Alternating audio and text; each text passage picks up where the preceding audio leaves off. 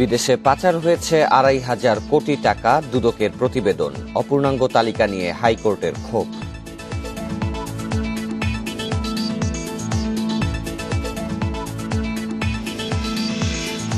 সহযোগিতা সম্পর্ক দৃঢ় করার প্রত্যয় শেখ হাসিনা নরেন্দ্র মোদির। আঞ্চলিক সড়কে যুক্ত হতে আগ্রহী ঢাকা।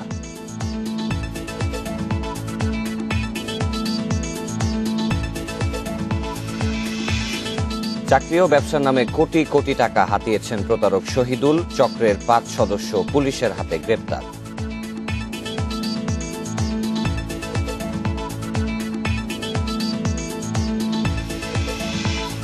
চলতি সপ্তাহে উত্তরাঞ্চলে মৃদু শৈত্যপ্রবাহের পূর্বাভাস আবহাওয়া অধিদপ্তরের। স্থায়ী হতে পারে কয়েকদিন।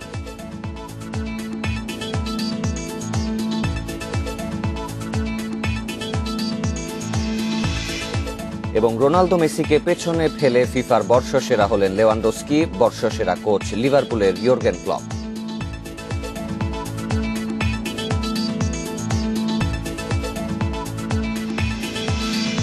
ইন্ডিপেন্ডেন্ট সংবাদে স্বাগত। সাথে আছি সাফা বিন ফরিদ।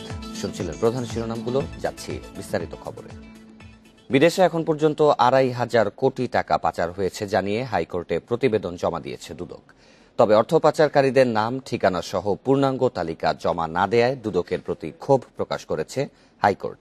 শুনানিতে আদালত মন্তব্য করেন, বিচার না হোক, কিন্তু অর্থ পাচারকারীদের নামও কি জানা যাবে না? পরে ২৮ ফেব্রুয়ারির মধ্যে পূর্ণাঙ্গ নাম, ঠিকানা সহ অগ্রগতি প্রতিবেদন জমা দিতে নির্দেশ দেয় হাইকোর্ট। কানাডার বেগমপাড়ায় বাংলাদেশের সরকারি কর্মকর্তা কর্মচারীদের সম্পত্তি বেশি বলে সম্প্রতি মন্তব্য করেন পররাষ্ট্রমন্ত্রী। গণমাধ্যমে তা প্রকাশিত হলে গত ২২ নভেম্বর অর্থ পাচারকারীদের সুনির্দিষ্ট তালিকা চায় হাইকোর্ট। একই সাথে শতপ্রণোদিত রুল দেয় আদালত। বৃহস্পতিবার দুদক, জাতীয় রাজস্ব বোর্ড, পররাষ্ট্র মন্ত্রণালয়, বিএফআইইউ, সিআইডি এ সংক্রান্ত প্রতিবেদন হাইকোর্টে জমা দিয়েছে। এর মধ্যে বিদেশে প্রতিটি মিশনেই অর্থ পাচারের তথ্য চাওয়া হয়েছে বলে জানিয়েছে পররাষ্ট্র মন্ত্রণালয়। আর আন্তর্জাতিক চুক্তির কারণে বাংলাদেশ ফিনান্সিয়াল ইন্টেলিজেন্স ইউনিট কোনো আদালতে তথ্য দিতে পারবে না বলে জানিয়েছেন অ্যাটর্নি জেনারেল এএম আমিনুদ্দিন। কারণ এর আগে চুক্তিভঙ্গের কারণে এল সালভাদর এবং নাইজেরিয়ার সদস্যপদ বাতিল করা হয়েছে। এমএলএফ আছে যেটা এবং এফআইডিএ যেটা আছে, সেখানে আমাদের হচ্ছে যে ওদের সাথে আমাদের চুক্তি আছে যে আইন অনুযায়ী আমরা ওদের কোনো কিছু প্রকাশ করতে পারবো না কোনো আদালতে বা কোনো ইয়েতে মামলা সম্পর্কিত বিষয়ে। আমরা শুধুমাত্র ইনভেস্টিগেশনের কাজ এটা ব্যবহার করতে পারবো। ওটা করতে গেলে আবার ওদের পারমিশন নিতে হয়, সেই কারণে আমরা ওদের কাছে পারমিশন চেয়েছি। দুদকের আইনজীবী খুরশিদ আলম খান আদালতকে জানিয়েছেন, শতাধিক ব্যক্তি অন্তত ২,৫০০ কোটি টাকা পাচার করেছে। তবে দুদক যে তালিকা জমা দিয়েছে তাতে সন্তুষ্ট হতে পারেনি হাইকোর্ট। তবে এই শতাধিক ব্যক্তি আর টোটাল টাকার পরিমাণ হবে ২,৫০০ কোটি টাকার মতো অ্যাপ্রক্সিমেটলি। তবে স্কোয়ারলি এই টাকাটির সংখ্যা বেড়ে যেতে পারে, প্লাস ব্যক্তির সংখ্যাও এখানে বেড়ে যেতে পারে। কারণ যেই মামলাগুলো ইনভেস্টিগেশনে আছে, ইনকোয়ারিতে আছে, সেখানে টাকার পরিমাণ আরও বাড়ার সম্ভাবনা আছে। সিআইডির প্রতিবেদনে বলা হয়েছে, যুবলীগের বহিষ্কৃত নেতা ইসমাইল হোসেন চৌধুরী সম্রাট সহ ৭ ব্যক্তি ও অপরিচিত ২ হ্যাকারের মাধ্যমে সিঙ্গাপুর, মালয়েশিয়া, শ্রীলঙ্কা, ফিলিপাইন, থাইল্যান্ডে অর্থ পাচার হয়েছে। এর মধ্যে শুধু সম্রাট ও তার সহযোগী এনামুল হক আরমানেই ২৩২ কোটি ৩৭ লাখ ৫৩ হাজার টাকার বেশি সিঙ্গাপুরে পাচার করেছেন। জান্নাতুল ফেরদাউস তানভি, ইন্ডিপেন্ডেন্ট নিউজ, ঢাকা। দ্বিপাক্ষিক সুসম্পর্কের সুযোগ নিয়ে ভারত ও বাংলাদেশের অর্থনীতি ও সহযোগিতা আরও দৃঢ় হবে বলে প্রত্যয় জানিয়েছেন দুই দেশের প্রধানমন্ত্রী। ভারত বাংলাদেশ ভার্চুয়াল বৈঠকে দুই সরকার প্রধান এই প্রত্যয় জানান। বাংলাদেশ ও ভারত একসঙ্গে করোনা ভ্যাকসিন পাবে বলেও জানান নরেন্দ্র মোদি। ভারত বাংলাদেশ ভার্চুয়াল বৈঠকে গণভবন থেকে যোগ দেন প্রধানমন্ত্রী শেখ হাসিনা। একই সঙ্গে দিল্লি থেকে যুক্ত হন ভারতের প্রধানমন্ত্রী নরেন্দ্র মোদি। দুই সরকার প্রধান চিলাহাটি হলদিবাড়ি রেলপথের উদ্বোধন করেন। এ পথে ৫৫ বছর পর শুরু হল ট্রেন চলাচল। দুই প্রধানমন্ত্রীর বক্তব্যে উঠে আসে বাণিজ্য, যোগাযোগ, কোভিড সহযোগিতা, বাংলাদেশের স্বাধীনতার সুবর্ণ জয়ন্তী সহ বিভিন্ন বিষয়। নরেন্দ্র মোদীকে স্বাধীনতার সুবর্ণ জয়ন্তীতে ঢাকায় আমন্ত্রণ জানান প্রধানমন্ত্রী শেখ হাসিনা। বঙ্গবন্ধু বঙ্গমাতার প্রতি শ্রদ্ধা জানিয়ে মোদী বলেন, স্বাধীনতার সুবর্ণ জয়ন্তীতে আমন্ত্রণে তিনি সম্মানিত বোধ করছেন। এর আগে নরেন্দ্র মোদী বলেন, বাংলাদেশ ও ভারত একসঙ্গে করোনা ভ্যাকসিন পাবে। প্রতিবেশীদের মধ্যে ভারতের কাছে বাংলাদেশ সবার আগে। মহামারীর এই সময়ে বিশ্ব যখন কঠিন সময় পার করছে, এই পরিস্থিতিতে চিকিৎসা সামগ্রী আদান প্রদান সহ ভ্যাকসিন পাওয়ার বিষয়ে বাংলাদেশ ভারত একসঙ্গে কাজ করছে। সামনের দিনগুলোতে আমাদের এই চেষ্টা আরও এগিয়ে যাবে। করোনা পরিস্থিতির মধ্যে দুদেশের স্থলবন্দরগুলোতে সৃষ্টি হওয়া অচলাবস্থা এরই মধ্যে দূর করার ব্যবস্থা নেওয়া হয়েছে। দুদেশের এই গভীর সম্পর্কের রূপরেখা বঙ্গবন্ধুই ঠিক করে গিয়েছিলেন। মোদী সরকারের প্রশংসা করে প্রধানমন্ত্রী শেখ হাসিনা বলেন, মহামারীর সময় ভারত সুন্দর পদক্ষেপ নিয়েছে। চলমান বাণিজ্য, চিকিৎসা, পর্যটন, তৈরি পোশাক সহ বিভিন্ন খাতে দুদেশের সম্পর্ক একটি গুরুত্বপূর্ণ অধ্যায় পার করছে বলেও মন্তব্য করেন শেখ হাসিনা। বেশ কিছু সংখ্যক ভারতীয় নাগরিক বাংলাদেশের উৎপাদন ও সেবা খাতে নিযুক্ত রয়েছেন এবং তারা ভারতে নিজ দেশে রেমিটেন্স পাঠিয়ে থাকেন। অন্যদিকে বাংলাদেশ থেকে সর্বোচ্চ সংখ্যক পর্যটক এবং চিকিৎসা সেবা গ্রহণকারী ও তারা ভারতে যাচ্ছে। উভয় দেশ বিদ্যমান সহযোগিতামূলক ঐক্যমতের সুযোগ নিয়ে আমাদের অর্থনীতিকে আরও সংহত করে বৈশ্বিক এবং আঞ্চলিক ভ্যালু চেইন আরও সমৃদ্ধ করতে পারে। ভারতের পোস্টাল ডিপার্টমেন্ট থেকে প্রকাশিত বঙ্গবন্ধুর ওপর একটি স্মারক ডাকটিকিট যৌথভাবে উদ্বোধন করেন দুই প্রধানমন্ত্রী। একই সঙ্গে দুই দেশের জাতির পিতা বঙ্গবন্ধু শেখ মুজিবুর রহমান ও মহাত্মা গান্ধীকে নিয়ে ডিজিটাল প্রদর্শনীর উদ্বোধন করেন তারা। দুই নেতার ওপর একটি তথ্যচিত্রও দেখানো হয়।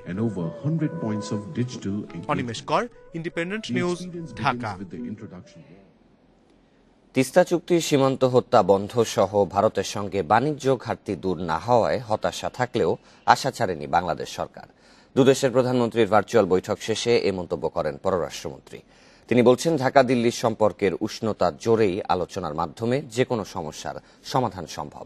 এর আগে রাষ্ট্রীয় অতিথি ভবন পদ্মায় জ্বালানি, সামাজিক উন্নয়ন ও কৃষিতে সহযোগিতা সহ 7টি সমঝোতা চুক্তি সই হয়। দুই প্রধানমন্ত্রীর বৈঠক শেষে পররাষ্ট্র মন্ত্রণালয়ের সংবাদ সম্মেলন। এতে যোগ দিয়ে দুদেশের সম্পর্ক ও শীর্ষ নেতাদের বৈঠকের নানা দিক তুলে ধরেন পররাষ্ট্রমন্ত্রী। এ সময় তিনি জানান, সোয়া 1 ঘণ্টার এই আলোচনায় গুরুত্ব পেয়েছে দ্বিপাক্ষিক ও অমীমাংসিত ইস্যুগুলো। মনুরি, মুহুরী, খোয়াই সহ অভিন্ন 6 নদীর পানি বন্টন চুক্তি কাঠামো দ্রুত তৈরিতে জোর দিয়েছেন দুই সরকার প্রধান। মোদী সরকারের তিস্তা চুক্তি দ্রুত বাস্তবায়নের প্রতিশ্রুতি বহাল আছে জানিয়ে পররাষ্ট্রমন্ত্রী বলেন, অভিন্ন বেশ কয়েকটি নদীর সীমানা নির্ধারণের তাগিদ দিয়েছে ঢাকা। তিস্তা নিয়ে বলেছে যে তারা they are consulting with everyone to bring them on board. সীমান্ত হত্যা বন্ধে বর্ডার হাট বাড়ানোর ব্যাপারেও আলোচনা হয়েছে বৈঠকে। এছাড়া মন্ত্রী জানান, সীমান্ত ব্যবস্থাপনায় যৌথ টহল সহ প্রাণঘাতী অস্ত্র ব্যবহার বন্ধে বিএসএফকে আবারও নির্দেশনা দেওয়া হবে বলেও আশ্বস্ত করা হয়েছে। এমন প্রতিশ্রুতি আগে থেকে থাকলেও ঢাকা দিল্লির চিহ্নিত সমস্যার সমাধান হচ্ছে না। এই নিয়ে প্রশ্নের জবাব দেন পররাষ্ট্রমন্ত্রী। আমরা বাংলাদেশি লোক, আমাদের অভ্যস্ত, তো আমরা সবসময় আশাবাদী। আমরা চাই না যে একজন লোক এই বর্ডারে মারা যায়। আনফর্চুনেটলি এই ইনসিডেন্টগুলো আপনার সময় সময় হয়ে আমাদের দুই দেশের যে এত সুন্দর সম্পর্ক, সেইখানে একটা আপনার কি বলবো কি দেয়, এটা কলঙ্ক তৈরি করে। এছাড়া আঞ্চলিক বাণিজ্য বাড়াতে ভারত, মিয়ানমার, থাইল্যান্ডের মহাসড়ক প্রকল্পে যুক্ত হতে আগ্রহ দেখিয়েছেন প্রধানমন্ত্রী শেখ হাসিনা। এই রোডটা হলে আমাদের ব্যবসা বাণিজ্য বাড়বে এবং আমাদের স্ট্র্যাটেজিক কারণে এটা খুব জরুরি আছে, আমাদের সম্পৃক্ত হওয়া উচিত। তা আমরা সেইটাতে আবার আমাদের সম্পৃক্ত করার জন্য আমরা অনুরোধ করেছি। ভারতবর্ষ বলেছে যে তারা সেটা ওদের সাথে আলাপ করবে। এর আগে বাণিজ্য মন্ত্রণালয়ের সঙ্গে সিও ফোরাম, কৃষি মন্ত্রণালয়ের সঙ্গে সহযোগিতা, জ্বালানি মন্ত্রণালয়ের সঙ্গে হাইড্রোকার্বন বিষয় সহযোগিতা সহ 7টি সমঝোতা চুক্তি হয়। এতে বাংলাদেশের পক্ষে মন্ত্রণালয়ের সচিব ও ভারতের পক্ষে সই করেন হাইকমিশনার বিক্রম কুমার দোরাইস্বামী। এ সময় রাশিয়া, চীন, ভারত, ব্রাজিল ও দক্ষিণ আফ্রিকার অর্থনৈতিক জোট ব্রিক্সের নতুন ব্যাংকে যুক্ত হতে ঢাকাকে প্রস্তাব দেওয়ার কথা জানান দোরাইস্বামী। বাংলাদেশকে উন্নয়ন ব্যাংক বা ব্রিক্স ব্যাংকে যুক্ত হওয়ার আমন্ত্রণ জানিয়েছে ভারত এবং প্রধানমন্ত্রী শেখ হাসিনা এতে আগ্রহ প্রকাশ করেছেন। ভারত, রাশিয়া, চীনের মতো দেশ এই ব্যাংকে যুক্ত। ভারতের বৃহত্তম বিকাশের অংশীদার বাংলাদেশ, যাদের রয়েছে $8 বিলিয়ন মার্কিন 4টি ঋণ চুক্তি। বাংলাদেশকে তা বিশেষ অগ্রাধিকার মূল্যে দেওয়া হয়েছে। ভারতীয় হাইকমিশনার আরও জানান, যৌথ নদী কমিশনের পরবর্তী বৈঠকের আগে 2-3 সপ্তাহের মধ্যে আলোচনায় বসছে কারিগরি কমিটি। Nafizullah, Independent News, Dhaka. মাদারীপুরের শহীদুল ইসলাম ইউনিয়ন পরিষদের চেয়ারম্যান ছিলেন 8 বছর। 9 বছর আগে প্রতারিত হয়ে নিজেই খুলে বসেন royal cheating department RCD। Target অবসরে যাওয়া পদস্থ কর্মকর্তারা। তাদের বহুজাতিক কোম্পানিতে চাকরির নামে পাতেন প্রতারণার ফাঁদ। আর তাতে পা দিলেই কখনো ব্যবসায় বিনিয়োগের প্রলোভন, কখনো বসানো হয় জুয়ার আসরে। আর এভাবেই হাতিয়ে নিয়েছেন কোটি কোটি টাকা। সম্প্রতি এ চক্রের 5 সদস্যকে 80 লাখ টাকা সহ গ্রেপ্তারের পর এসব তথ্য দিচ্ছে গোয়েন্দা পুলিশ। বাংলাদেশ কর্মচারী কল্যাণ বোর্ডের সাবেক পরিচালক সৈয়দ মাহবুবী জামিল 2018 সালে অবসরের পর খুঁজছিলেন চাকরি। জানুয়ারিতে প্রকৌশলী মাসুদ পরিচয়ে এক ব্যক্তির কাছ থেকে পান $4000 বেতনের চাকরির প্রস্তাব।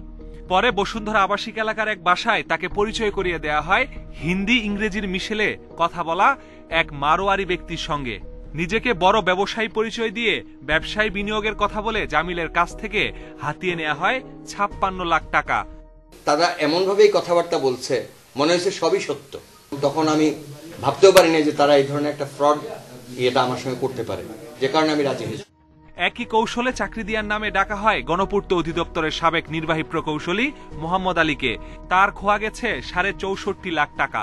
নৌবাহিনীর সাবেক কমান্ডার মানোয়ারুল ইসলামকে 5 লাখ টাকা বেতনের চাকরির ফাঁদে ফেলে বসানো হয় জুয়ার টেবিলে। তিনিও হারিয়েছেন 14 লাখ টাকা। সেখানে যাওয়ার পরে তারা ব্যবসার একটা গল্প ফাঁদে এবং একজনকে মারোয়ারি এক ভদ্রলোককে হাজির করে এক পর্যায়ে, এবং তাদের ব্যবসার বর্তমান অবস্থা খারাপ বলে আমার থেকে 2 দিনে 14 লাখ টাকা নিয়ে নেয়। যে আমরা যেরকম বোকামি করছি এটা যেন কেউ আর না করে, কাউকে যেন কোনো সরল বিশ্বাসের প্রয়োজন নাই। এসব ঘটনায় একের পর এক অভিযোগ মামলার পর অনুসন্ধানে নামে ডিএমপির গুলশান বিভাগের গোয়েন্দারা। সন্ধান মেলে RCD চক্রের। অভিযানে গ্রেপ্তার হয় চক্রের 5 সদস্য। উদ্ধার হয় প্রতারণার 80 লাখ টাকা। প্রকৌশলী মাসুদ পরিচয়ে প্রতারণা করছিলেন এ চক্রের প্রধান শহীদুল ইসলাম। 2003 সাল থেকে 2011 সাল পর্যন্ত ছিলেন মাদারীপুরের ঘটমাঝি ইউনিয়ন পরিষদের চেয়ারম্যান। পদ হারানোর পর প্রতারণার শিকার হয়ে নিজেই খোলেন রয়্যাল চিটিং ডিপার্টমেন্ট RCD নামে প্রতিষ্ঠান। যেই ব্যবসা করে সে যেই লাইনের সেই লাইনের কথা বললেই তাকে নিয়ে আসে। কেউ ব্যবসা করে, কেউ ঠিকাদারি করে, কেউ আপনার ওই যে সরকারি চাকরি করে রিটায়ার্ড কইরা। গোয়েন্দারা বলছেন তারা বাসা অফিস ভাড়া নিত DOHS, বসুন্ধরা, নিকেতনের মতো অভিজাত এলাকায়। নিজেদের বড় ব্যবসায়ী পরিচয় দিয়ে বিদেশে উচ্চ বেতনে চাকরি ও ব্যবসায় বিনিয়োগে অল্প সময়ে অধিক মুনাফা পাইয়ে দেয়া সহ দিতেন নানা প্রলোভন। এক বাসায় 1 মাসের বেশি থাকতো না বলে প্রতারণার পর তাদের খোঁজ মিলত না। 50 লক্ষ, 60 লক্ষ এবং আমরা একটা ঘটনায় দেখেছি প্রায় 2.5 কোটি টাকাও হাতিয়ে নিয়েছে। এই লোকগুলো এক ধরনের প্রতারক, যাদের মূল সম্বলই হলো মিষ্টি কথা এবং খুব গুছিয়ে গাছিয়ে কথা বলা। এই গুছিয়ে কথা বলার মার পেছে ফেলে মানুষদেরকে সর্বশান্ত করে ফেলাই তাদের কাজ। চক্রের সদস্যরা প্রতারণার টাকায় ঘোরেন দামি গাড়িতে, নিয়মিত পার্টি করেন 5 তারকা হোটেলে। Masudur Rahman, Independent News, Dhaka. এমপিওভুক্ত বেসরকারি কলেজের উচ্চ মাধ্যমিক পর্যায়ে শিক্ষকদের জন্য তৈরি হচ্ছে সিনিয়র প্রভাষক পদ, যা অন্তর্ভুক্ত থাকছে সংশোধিত নীতিমালায়। সেই সঙ্গে স্বচ্ছতা নিশ্চিতে প্রতিষ্ঠান এমপিওভুক্তির পুরো আবেদন প্রক্রিয়া হবে অনলাইনে। শিগগিরই এই সংশোধিত নীতিমালা জারি হবে বলে জানিয়েছে শিক্ষা মন্ত্রণালয়। এমপিওভুক্ত কলেজের শিক্ষকদের অনেকেই প্রভাষক পদে চাকরি করেই অবসরে যান। তাদের পদোন্নতির সুযোগও একেবারেই কম। সেই সঙ্গে প্রতিষ্ঠান এমপিওভুক্তি নিয়ে রয়েছে নানা অভিযোগ। এসব সমস্যা দূর করতে এমপিও নীতিমালা সংশোধনের কাজ করছে শিক্ষা মন্ত্রণালয়। সেখানে এমপিওভুক্ত কলেজের উচ্চ মাধ্যমিক পর্যায়ের শিক্ষকদের জন্য সিনিয়র প্রভাষক নামে নতুন পদ তৈরি করা হচ্ছে। এছাড়া কলেজ শিক্ষক পদের 50% সহকারী অধ্যাপকের পদ তৈরি হবে। এতে সুযোগ সৃষ্টি হবে পদোন্নতির। সংশোধিত নীতিমালায় এমপিও ভুক্তির পুরো প্রক্রিয়া হবে অনলাইন ভিত্তিক। এমপিও ভুক্তির ক্ষেত্রে প্রতিষ্ঠানের বয়স মুখ্য বিষয় হবে না, সবচেয়ে গুরুত্ব দেয়া হবে ফলাফল, ছাত্র সংখ্যা। থাকতে হবে নিজস্ব জমি। নতুন করে দ্বিতীয় শিফট চালু করা যাবে না কারিগরি শিক্ষা প্রতিষ্ঠানে। শিগগিরই এই নীতিমালা চূড়ান্ত করা হচ্ছে বলে জানিয়েছেন শিক্ষামন্ত্রী। কারিগরি এবং মাদ্রাসা শিক্ষা বিভাগের সহ মাধ্যমিক উচ্চ শিক্ষা বিভাগ, দুই বিভাগেরই আলাদা আলাদাভাবে হয়ে গেছে। এটি চূড়ান্ত করে আমরা এটিকে ঘোষণা করে দেবার পরে আমরা আশা করছি যে এমপিওর জন্য আবেদন চাইতে পারবো আমরা। এদিকে শিক্ষকেরা বলছেন নীতিমালা করলেই হবে না, এর বাস্তবায়ন করাটা জরুরি। একটা শিক্ষা প্রতিষ্ঠান এমপিওভুক্ত করার সময় যাতে এর অবকাঠামোগত দিক, এমপিওভুক্ত করার জন্য যে সমস্ত জিনিস জরুরি বা প্রয়োজন সেই বিষয়গুলো যাতে দেখা হয় এবং এমপিও নীতিমালার যাতে যথাযথ বাস্তবায়ন হয়। নীতিমালা মানা হচ্ছে কিনা সেজন্য মন্ত্রণালয়ের কঠোর নজরদারির তাগিদ দিচ্ছেন সংশ্লিষ্টরা।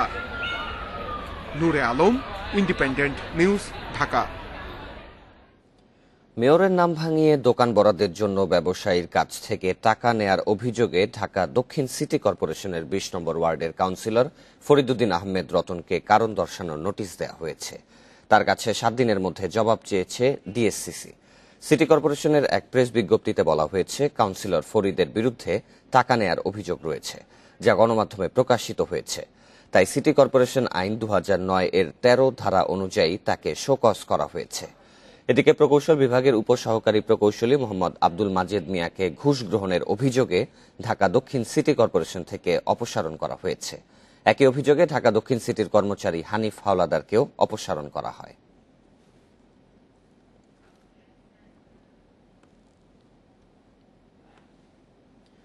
আড়াই হাজার দোকানের মধ্যে 650টি অবৈধ। গুলিস্তানের সুন্দরবন স্কয়ার সুপার মার্কেটের এসব দোকান ভাঙতেই অভিযান শুরু করেছিল ঢাকা দক্ষিণ সিটি কর্পোরেশন। তবে আদালতের স্থগিতাদেশে তা বন্ধ হয়ে গেছে। ব্যবসায়ীদের দাবি, নানা সময়ে দোকান বৈধ করে দেওয়ার প্রতিশ্রুতিতে মোটা অঙ্কের টাকা নিয়েছে মালিক সমিতি। পূর্ব ঘোষিত সিদ্ধান্ত অনুযায়ী বৃহস্পতিবার বেলা 12টায় গুলিস্তানের সুন্দরবন স্কয়ার সুপার মার্কেটে অবৈধ দোকান উচ্ছেদ শুরু করে ঢাকা দক্ষিণ সিটি কর্পোরেশন। মার্কেটে 2500 দোকানের মধ্যে 650ই অবৈধ। নিয়ম ভেঙে বেসমেন্টের পার্কিংয়ে করা হয়েছে দোকান। 5ম তলায় সব দোকানই অনুমোদনহীন। এছাড়া ভেঙে ফেলা হয়েছে বাইরের কিছু স্থাপনা। গাড়ির পার্কিংয়ে আমাদের স্পেসেস বেশি। আমরা বিদ্যুতের লাইন, গ্যাসের লাইন, পানির লাইন এগুলি বন্ধ করেছি। বাইরের ভিতরে ঢোকার যে স্পেসেসগুলো এগুলো আমরা আগে খালি করছি এবং ভিতরেও কার্যক্রম চলছে। ভিতরের কার্যক্রমগুলো ম্যানুয়ালি করতে হবে। তবে ব্যবসায়ীদের দাবি, নানা সময় তাদের জিম্মি করে দোকান বৈধ করে দেওয়ার প্রতিশ্রুতি দিয়ে মোটা অঙ্কের টাকা নিয়েছে মার্কেট কমিটি। 15 লক্ষ টাকা করে আমাদের থেকে নেওয়া হয়েছে, আমরা কিনছি। ক্রয় করার পরে আমাদের থেকে 6 লক্ষ টাকা নেওয়া হয়েছে আমাদের ইচ্ছার বিরুদ্ধে। দোকান রাতের অন্ধকারে তালা লাগানো, টাকা লাগানোর পরে ওয়ার্নিং করে দেওয়ার পরে বলছে যে আপনাকে টাকা দিতে হবে, আমার দোকান বৈধ করে দেব। পরবর্তী যখন সাইদ খোকন সাহেব আসেন তখন ট্রেড লাইসেন্স এবং খাজনা বাবদ আমরা দীর্ঘ প্রায় 84 মাসের ভাড়া এবং খাজনা ট্রেড লাইসেন্স দিয়ে দেয়। আচ্ছা, আমার পকেটে যাইব কেমনি? সম্রাটের লগে আমার দ্বন্দ্ব। সম্রাটের লোকজন এই মার্কেটে ছিল, সাহিত্য চাকরি দিয়ে নেগোসিয়েট করাইছে। সম্রাটকে আমাদের ভাগজন লোক, সাহিত্য আমাদের ভাগজন লোক না। আমি ভাগ খাই, আমার জীবনে কেউ কইতে পারবো যে কোনো 10 টাকার ভাগ খাইছি। পরে মার্কেটের অবৈধ দোকান ভাঙা বন্ধে উচ্চ আদালতের স্থগিতাদেশ নিয়ে আসেন ব্যবসায়ীরা। এতে বন্ধ হয় উচ্ছেদ অভিযান। আমরা কোনো আন্দোলন বা কোনো কিছুতেই যাইনি। আমরা বারবার আকুতি মিনতি করেছি। এই দোকানগুলো দীর্ঘদিনের, প্রায় 15-16 বছর আগের দোকান, 18 বছর আগের দোকান। কারা করেছে? তখনকার আমলে মেয়র ছিল, প্রশাসক ছিল, সে দায়িত্ব আমাদের নাই। আদালতের এই সিদ্ধান্ত পর্যালোচনা করে পরবর্তীতে সিদ্ধান্ত নেওয়া হবে বলে জানিয়েছে সিটি কর্পোরেশন কর্তৃপক্ষ। Bon Ibne Kamal, Independent News, Dhaka. Deputy attorney general Jannatul Ferdousi রূপার ব্যাংক হিসাব তলব করে সরকারি বেসরকারি 56টি ব্যাংকে চিঠি দিয়েছে দুর্নীতি দমন কমিশন।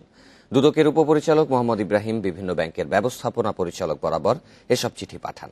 চিঠিতে রূপার চলতি হিসাব, সঞ্চয় হিসাব, এফডিআর, ডেবিট কার্ড সহ বিভিন্ন তথ্য জরুরি ভিত্তিতে দিতে বলা হয়েছে। ব্যাংক হিসাব ছাড়াও তার অস্থাবর সম্পদের তথ্য জানতে আয়কর নথিও তলব করা হয়েছে। এছাড়া গাড়ির তথ্য জানতে বিআরটিএতে চিঠি, সঞ্চয়পত্রের তথ্য জানতে সঞ্চয় অধিদপ্তরে চিঠি দেওয়া হয়েছে। অবৈধ সম্পদসহ বিভিন্ন দুর্নীতির অভিযোগে গেল 28 অক্টোবর এক চিঠিতে ডিএজি রূপাকে জিজ্ঞাসাবাদের জন্য 4 নভেম্বর দুদকে হাজির হতে বলা হয়। এর আগে বিতর্কিত ঠিকাদার জি.কে. শামীমের কাছ থেকে ঘুষ নেয়ার অভিযোগ ওঠে রূপার বিরুদ্ধে। ওই চিঠির বৈধতা চ্যালেঞ্জ করে হাইকোর্টে রিট হলে তা খারিজ করে 27 জানুয়ারির মধ্যে ডিএজি রূপাকে দুদকে জিজ্ঞাসাবাদে হাজির হতে বলা হয়।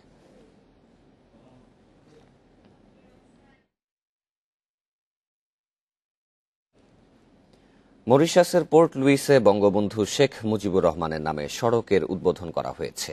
মুজিব বর্ষ উপলক্ষে সড়কটির এই নামকরণ করে দেশটির সরকার। বৃহস্পতিবার ভার্চুয়াল অনুষ্ঠানে এর উদ্বোধন করা হয়। বাংলাদেশের পররাষ্ট্র মন্ত্রণালয়ের সম্মেলন কক্ষ থেকে কর্মকর্তারা অনুষ্ঠানে যুক্ত হন। অনুষ্ঠানে পোর্ট লুইস প্রান্তে উপস্থিত ছিলেন মরিশাসের উপপ্রধানমন্ত্রী ড মোহাম্মদ আনোয়ার হুসনু। মরিশাসের রাজধানী পোর্ট লুইসের সড়ক বঙ্গবন্ধুর নামে নামকরণ উপলক্ষে এক ভিডিও বার্তায় প্রধানমন্ত্রী শেখ হাসিনা মরিশাসের সঙ্গে দ্বিপাক্ষিক সম্পর্ক আরও গভীর করার প্রত্যয় নিয়ে একসঙ্গে কাজ করার দৃঢ় অঙ্গীকার ব্যক্ত করেছেন। ভিডিও বার্তায় তিনি বলেন, বিদ্যমান দ্বিপাক্ষিক সম্পর্ককে নতুন উচ্চতায় নিয়ে যেতে আমরা একসঙ্গে চলার জন্য অঙ্গীকারবদ্ধ। বাংলাদেশ ও মরিশাসের মধ্যে চমৎকার দ্বিপাক্ষিক সম্পর্ক বিদ্যমান রয়েছে এবং দেশ দুটির মূল্যবোধ, আদর্শ ও লক্ষ্য অভিন্ন বলেও উল্লেখ করেন প্রধানমন্ত্রী।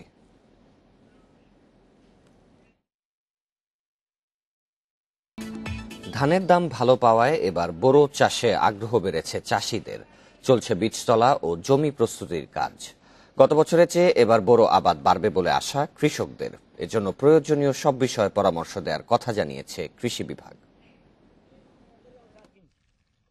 দেশের বিভিন্ন অঞ্চলে চলছে বোরো ধান আবাদের জন্য বীজতলা ও জমি প্রস্তুতির কাজ।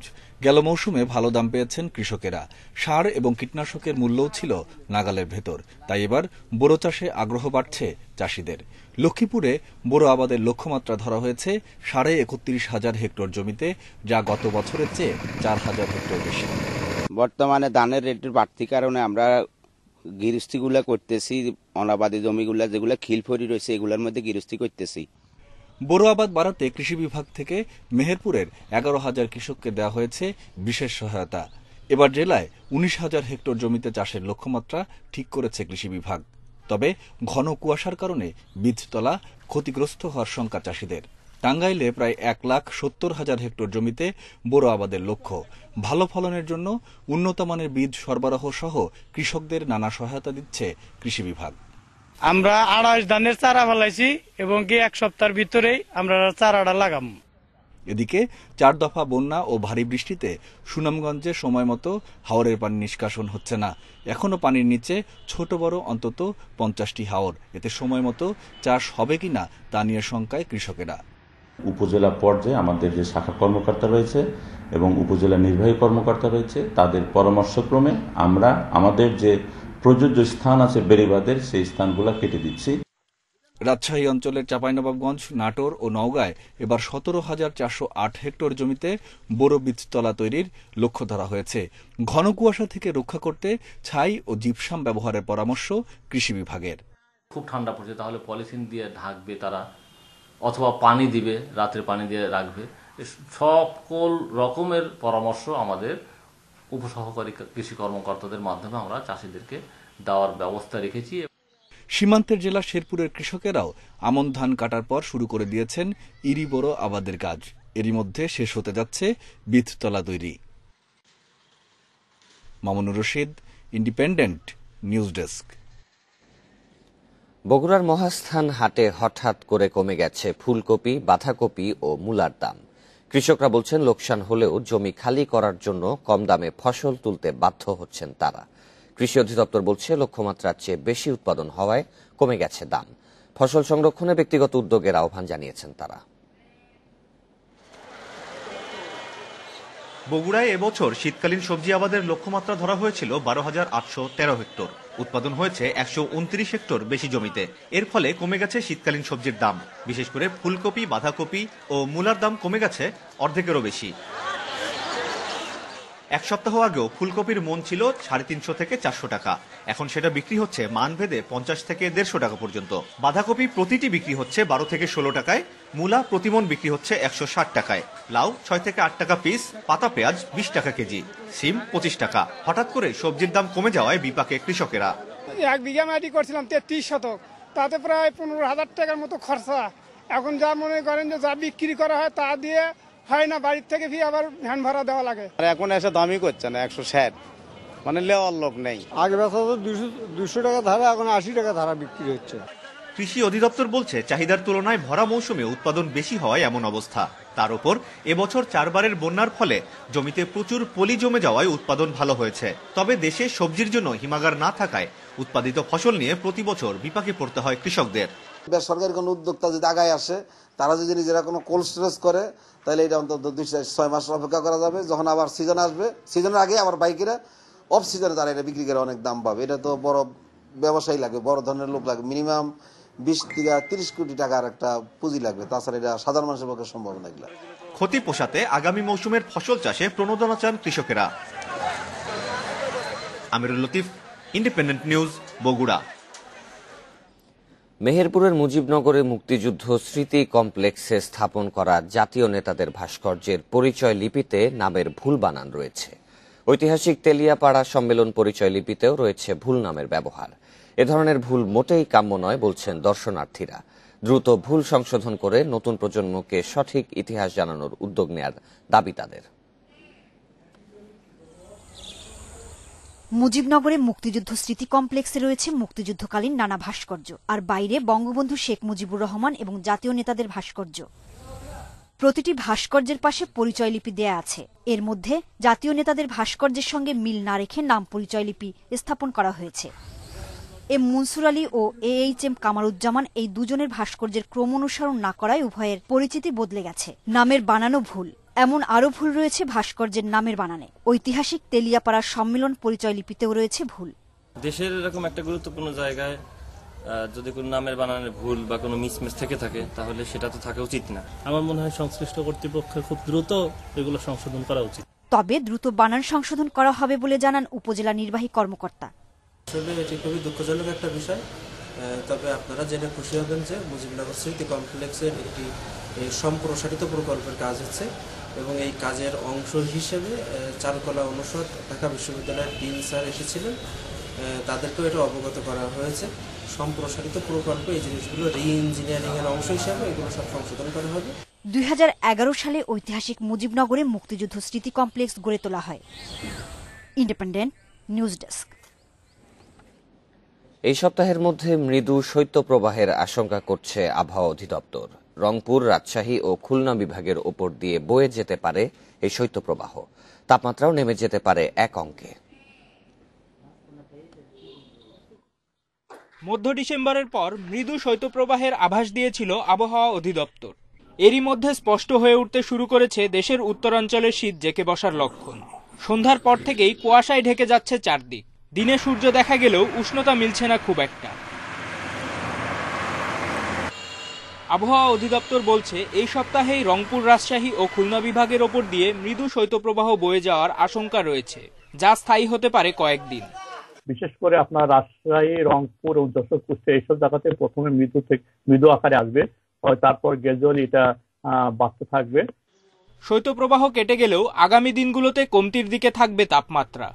এছাড়া জানুয়ারির শুরুর দিকে তীব্র শৈত্যপ্রবাহের আশঙ্কা রয়েছে। প্রথম যে কোল্ড ওয়েভ স্টেপটা